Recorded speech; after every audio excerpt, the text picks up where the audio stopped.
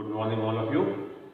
Logic की class में आपका पुनः स्वागत है। हमने पिछले व्याख्यान में ये जाना था कि सामान्य प्रतिज्ञप्ति कोई आए, सामान्य तर्क वाक्य कोई आए तो उसका सिंबोलाइजेशन हमें किस प्रकार से करना है, उसका प्रतीकीकरण हमें किस प्रकार से करना है। अब हम देखते हैं कि निरुपाधिक तर्क वाक्य, कैटेगोरिकल प्रोपोजिशन, निरपेक्ष तर्क वाक्य में सिंबोलाइजेशन किस प्रकार से किया जाता है। सामान्य वाक्यों में हमने देखा था कि अगर सामान्य वाक्य का प्रतीकीकरण करना है, सामान्य वाक्य का सिंबोलाइजेशन करना है तो उसका तरीका क्या है।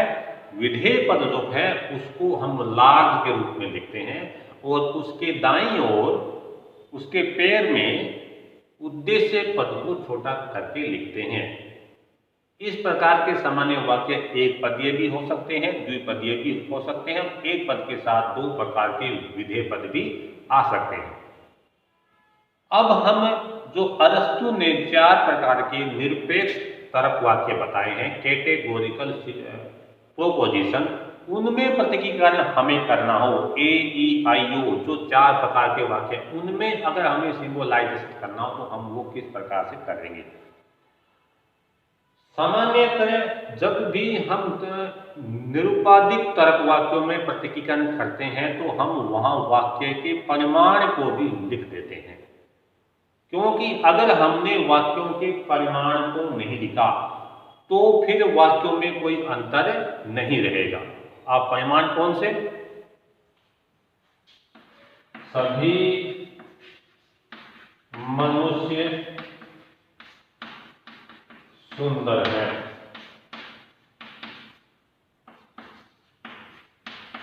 कुछ मनुष्य सुंदर है।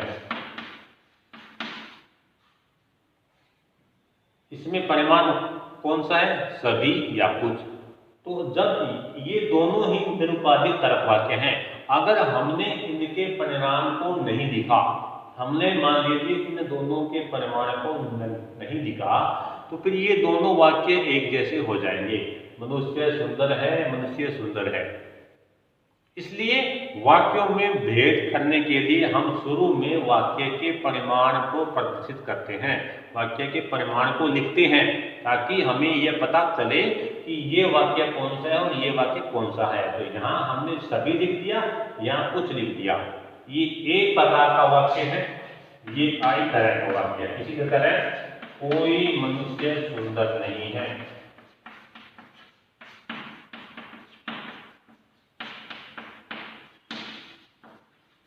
ये एक प्रकार का वाक्य है। तो ए आई ई। इसी तरह ओ तरह का वाक्य, कुछ मनुष्य सुंदर नहीं है ना। तो ये सभी, कुछ, कोई, ये सब क्या है, ये सारे, इन सारों को हम परिमाण बोलते हैं। ऐसे शब्द जिनके द्वारा वाक्य के परिमाण को प्रदर्शित किया जाता है उन्हें हम परिमाणक कहते हैं। तो ये परिमाण है जो वाक्य की मात्रा को बताते हैं कि हम कितने व्यक्तियों के बारे में कह रहे हैं। कुछ व्यक्तियों के बारे में कह रहे हैं, सभी के बारे में कह रहे हैं, या सभी के बारे में निषेध कर रहे हैं, तो उसके लिए हम इन परिमाणकों का प्रयोग करते हैं। अब परिमाणक जो है, परिमाण को जिन शब्दों के द्वारा सूचित किया जाता है उन्हें परिमाणक कहते हैं। और ये परिमाणक जो है, अब सभी आ गया, कुछ आ गया, कोई आ गया, या कुछ नहीं आ गया, इनको हम किन परिमाणकों के द्वारा व्यक्त करेंगे। तो ये तो वाक्य के परिमाण है, सभी, कोई, कुछ, ये तो। और परिमाण को जिन शब्दों के द्वारा अभिव्यक्त किया जाता है उन्हें परिमाणक कहते हैं। परिमाणक 2 प्रकार के होते हैं, एक तो सर्वव्यापी परिमाणक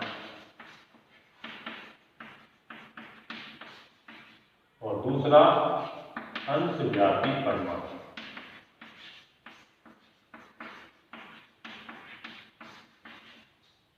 एक तो क्या होगा, सर्वव्यापी परिमाणक। सबसे पहले समझो ये चीज कि वाक्य में परिमाण की आवश्यकता हमें क्यों हुई। परिमाण की आवश्यकता हमें इसलिए हुई कि अगर हम परिमाण के इन शब्दों का प्रयोग नहीं करेंगे तो ये सारे वाक्य एक जैसे हो जाएंगे। इसलिए हम वाक्यों में अंतर करने के लिए परिमाण का प्रयोग करते हैं। और इन परिमाण को जब अपने सिंबलाइजेशन करेंगे तो इन परिमाण को अपने अभिव्यक्त कैसे करेंगे, इसके लिए डेफिनेशन क्या है। इन परिमाण को जिन शब्दों के द्वारा व्यक्त किया जाता है उन्हें परिमाणक कहते हैं। ये सभी कुछ कोई इनको अभिव्यक्त कैसे करेंगे, इनको हम परिमाणकों के द्वारा अभिव्यक्त करेंगे। अब ये परिमाणक क्या होते हैं, जिन शब्दों के द्वारा परिमाण को व्यक्त किया जाता है, परिमाण को अभिव्यक्त किया जाता है, उन्हें परिमाणक कहते हैं। परिमाणक दो प्रकार के होते हैं, सर्वव्यापी और अंशव्यापी परिमाणक। अब सर्वव्यापी परिमाणक जो है उनका मतलब क्या है और अंशव्यापी परिमाणक है उनका मतलब क्या है, ये आप जान लो। सबसे पहले हमने देखा कि परिमाण को जिन शब्दों के द्वारा व्यक्त किया जाता है उन्हें परिमाणक कहते हैं। परिमाणक दो प्रकार के होते हैं, सर्वव्यापी परिमाणक और अंशव्यापी परिमाणक। अब सर्वव्यापी परिमाणक क्या होते हैं ये जानो सबसे पहले कि सर्वव्यापी परिमाणक जो है वो क्या होते हैं। सर्वव्यापी परिमाणक नंबर 1, सर्वव्यापी परिमाणक ये क्या होता है। सर्वव्यापी परिमाणक वो होते हैं जो ये सिद्ध करे जिस प्रतिज्ञप्ति का मतलब ये हो कि प्रत्येक x के लिए यह सत्य है कि ये एक ऐसी अभिव्यक्ति है जो ये सिद्ध करती है जिसका ये मतलब होता है कि सभी x के लिए यह सत्य है कि। तो सभी के बारे में व्यक्त करें, सभी x के लिए यह सत्य है कि।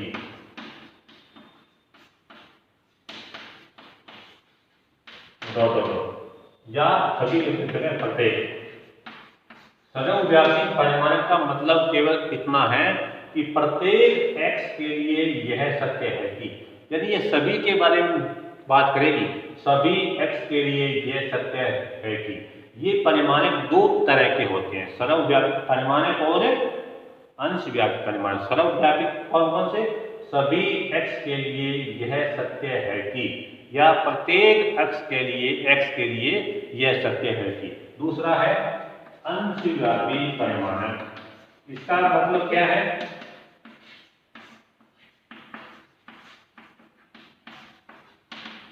कम से कम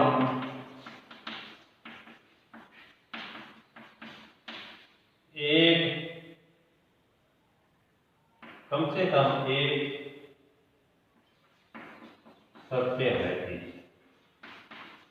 यानी जो सर्वव्यापी होगा वो सभी के बारे में बात करेगा और जो अंशव्यापी होगा वो कम से कम कितना, एक, क्योंकि एक से यदि कोई चीज कम है तो वो तो जीरो है फिर, इसलिए कम से कम एक के लिए यह सत्य है कि।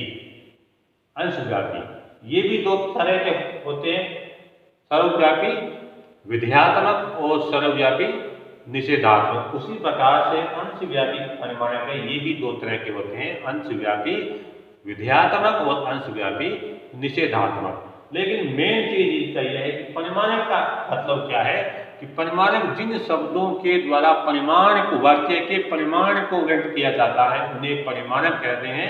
परिमाणक युक्तियां दो प्रकार की होती हैं, कौन कौन सी, सर्वव्यापी परिमाणक जिसका अर्थ यह है कि प्रत्येक जो यह संकेत दे, जो यह अभिव्यक्त करे कि प्रत्येक x के लिए यह सत्य है कि, या सभी x के लिए यह सत्य है कि, तो सारी चीजों के बारे में वर्णन करे, ऐसी युक्ति को अपने सर्वव्यापी परिमाणक कहते हैं।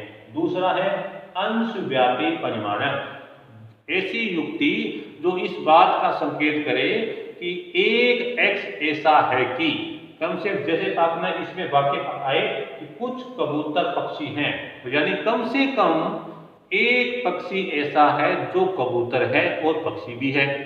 इसी प्रकार इसमें परमाणु सभी मनुष्य सुंदर है। यानी प्रत्येक मनुष्य के लिए यह सत्य है कि यदि कोई व्यक्ति मनुष्य है तो वह सुंदर है। यानी इसमें जो बात होगी वो सारे प्राणियों के लिए होगी, लागू होगी। और ये वाली जो चीज है ये कम से कम एक प्राणी के लिए लागू होगी। धन्यवाद।